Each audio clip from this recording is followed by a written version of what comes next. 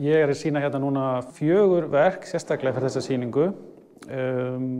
2 stórar innsetningar og svo 2 svona húsgögn. Verkin eru öll unnin úr íslensku birki sem svona minn aðalefniviður. Mér fannst ég tengjast við Ásmund í gegnum formin hans, hvernig hann fléttar saman manninum, náttúrunni og svona athöfnum mannsins saman í eitt svona heilstætt form.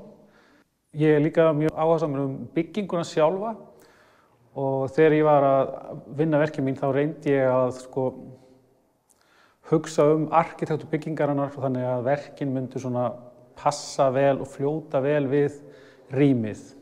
Bæði hvernig það formið á rýminu og líka þessa fallegu birtu sem í salnum. Í verkunum mínum ég ofta að blanda saman þessu villtri náttúru saman við svona stýrða svona verkfræðilega agaða öguð form og mér fannst þess vegna íslenskt birki passa vel sem svona þetta hráa, villta efni. Það hefur líka einhvern veginn og það mótað af umhverfinu sínu.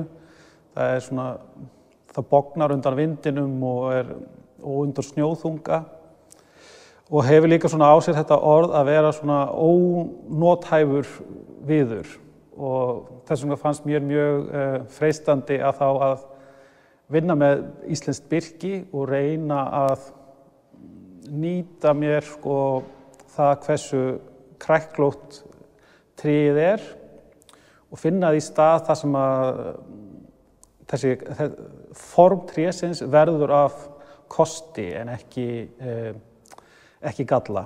Mér langar kannski til að benda gestum á eitt svona augnablik, skemmtilegt augnablik hérna á sýningunni.